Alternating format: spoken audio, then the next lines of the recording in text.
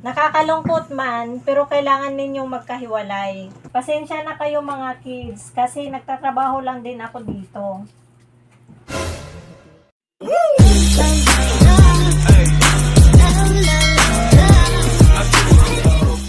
Good morning, Miss Rose. Yes, ma'am. Good morning, Ma'am Ann. Opo ka muna, Ma'am Ann. Miss Rose, kaya po ako nandito dahil gusto kong makita yung mga bata na pwede ampunin. Yun sila, Ma'am Ann, yung dalawang batang naglalaro. Ma'am Ann, yung dalawang bata po ba ang balak mo ampunin? Hindi. Isa lang ang aampunin ko. Okay, Ma'am Ann. So, isa pala sa kanila ang maiiwan. Sa madaling salita, magkakahiwalay silang magkakapatid, Ma'am Ann. Kawawa naman, Ma'am Ann, pero ganun talaga. Ganito ang buhay namin sa ampunan. Okay. Gusto ko yung maliit na bata. Siguro sa susunod na balik ko dito, kumpleto na yung papilis ko na hinihingi niyo sa akin. Siya nga pala, Miss Rose. Bakit nga pala sila naulila sa kanilang magulang? Ma'am Ann, nasangkot po kasi sa road accident ang kanilang mga magulang.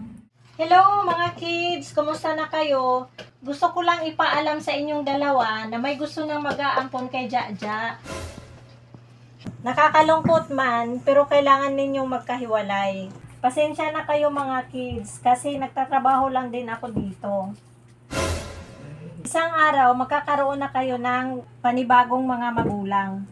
Pero ganun pa man, hindi mapuputol ang inyong pagiging magkakapatid. Good morning, Miss Rose. Nakumpleto ko na yung mga papilis na kailangan ninyo.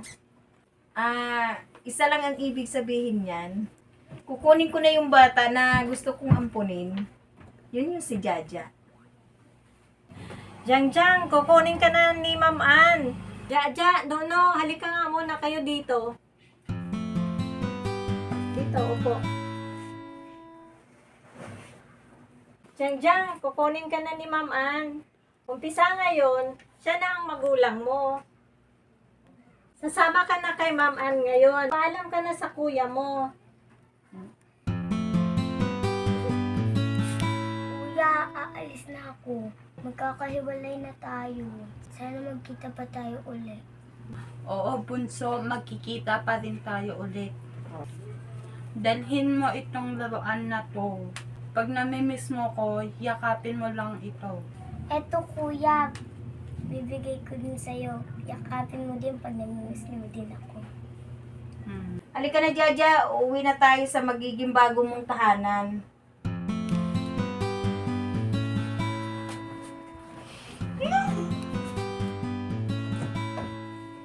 Kuya Nono, kumusta ka na? Antay-antay lang tayo. Isang araw, may mag-aampon din sa iyo. Sobrang namimiss ko na ang kapatid ko.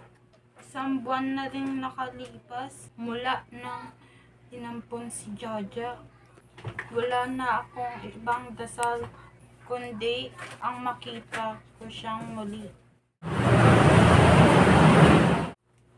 No, may good news ako sa iyo. May gusto nang mag-ampon sa iyo, si Sir Victor.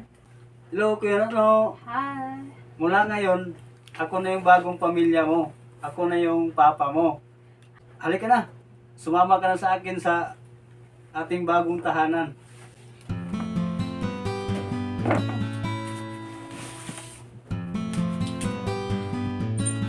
Halika, Kuya Nono. Ito na yung bago mong tahanan. Teka lang, parang kilala ko tong laruan na to Laruan to ni Jaja, ang kapatid ko. Anong ibig sabihin nito, Sir Victor? Papa na ang itawag mo sa akin mula ngayon. Ang may-ari ng laruan na yan, walang iba kundi si Jaja. Jaja! Bunso! Kuya Nono! Oh my God!